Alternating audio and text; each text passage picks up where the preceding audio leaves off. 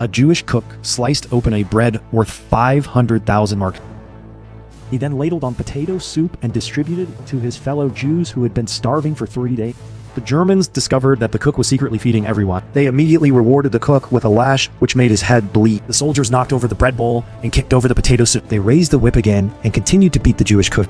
The other Jews united together, gnawed on the bread, and watched indifferently as the cook was beaten. In revenge, the Jewish cook lured a German officer into the kitchen by lying that he had prepared a big meal. When the officer lifts the lid of the pot, the Jewish cook grabs a pocket knife and hides it behind his back. The German officer came over and questioned him. He took the opportunity to kill the German officer. The cook broke into a smile.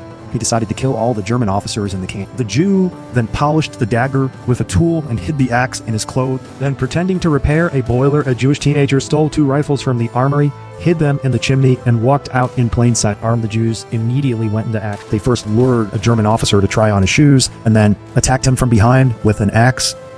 But the officer happened to turn around to avoid the blow. The surrounding Jews immediately rushed up, covered the German officer's mouth, and then pulled out their pocket knives and killed him. They then lured the German officer to the tailor store under the pretext of trying on clothes.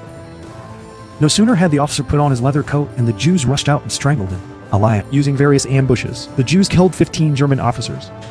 When the last officer was left, the Jews destroyed the communications equipment to prevent the Germans from calling for reinforcement. Meanwhile, the last German officer was on patrol. When he found a Jewish child, the child's mother begged the officer to spare the child's life.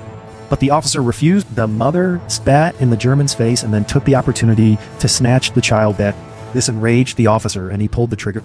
The officer then returns to his office only to find blood on the door. He followed the blood into the office and found a dead body. He then realized that the Jews were trying to escape. A German officer hurriedly picked up the phone to call for help, but the line had been cut. He had no choice but to ask his soldiers to inform the other. The Jews knew that they had been exposed and immediately informed everyone to scatter and escape. The Germans immediately opened fire and the bullets swept wildly toward the Jews.